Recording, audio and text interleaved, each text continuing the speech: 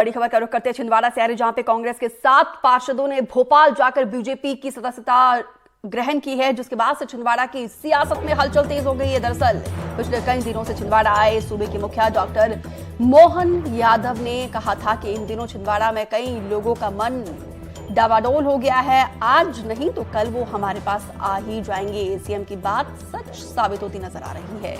कांग्रेस से बीजेपी में जाने वाले पार्षद में चंदू ठाकरे, भूरा भावरकर, जगदीश ठाकरे, लीना, दीपा महारे और बबलू विश्वकर्मा और कई कांग्रेसियों ने बीजेपी ज्वाइन की है। सोशल मीडिया पर वायरल हुई तस्वीरों में पार्षदों के साथ सौंसर के पूर्व विधायक नाना भाऊ भी दिखाई दे रही है। कांग्रेस पार्षदों का बीजेपी में शामिल होना इस वजह से भी अहम माना जा रहा है, क्योंकि पूर्व मुख्यमंत्री कमलनाथ का छिंदवाड़ा गढ़ माना जाता है।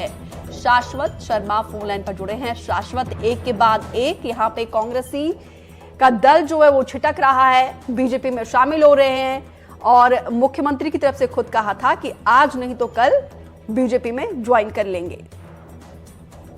जी जी देखे जाए, ये तो अभी देखा जाए तो छिंदवाड़ा नगर निगम में देखें 18 साल बाद कांग्रेस का कब्जा था।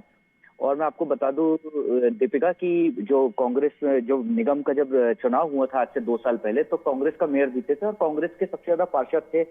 जो देखा जाए तो 48 वार्ड हैं, अगर आप छिंदवाड़ा की बात कीजिए, 48 में से 26 वार्ड कांग्रेस, जिसमें 26 में कांग्रेस ने दर्ज की थी, जिसके तहत उन्होंने नगर निगम अध्यक्ष पे भी पद पे भी कब्जा किया था। लेकिन आप जो है जो 7 पार्षद जिन्होंने आज भाजपा ज्वाइन किया है भोपाल जाके, तो कांग्रेस का जो ज्यादा पार्षदों की संख्या थी वो अल्पमत में आ गई है। अब आप देखेंगे कि जैसे ही ये जिन पार्षदों ने जो भाजपा ज्वाइन किया है, जैसे ही वो वापस आएंगे, जो नगर निगम का अगला सत्र होगा, तो भाजपा इस पे अविश्वास प्रस्ताव पारित करके जो नगर निगम अध्यक्ष का पद है उस पे दावा ठोक देगी। और कांग्रेस जो जिसके पास ज्यादा पार्षद थे, अब वो जो पार्षदों का दल है कांग्रेस, जो नगर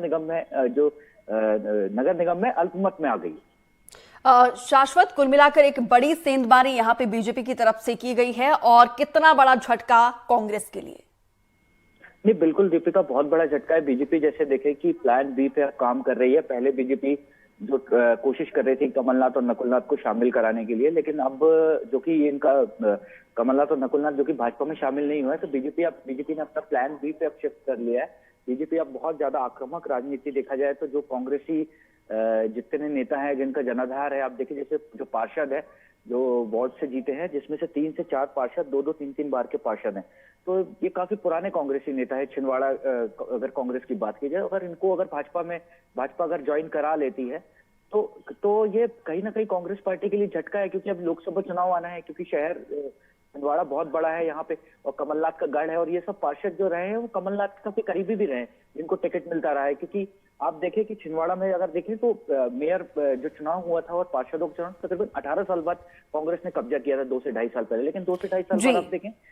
ठीक है शाश्वत, विस्तार से जानकारी साझा करने के लिए आपका बहुत बहुत शुक्रिया।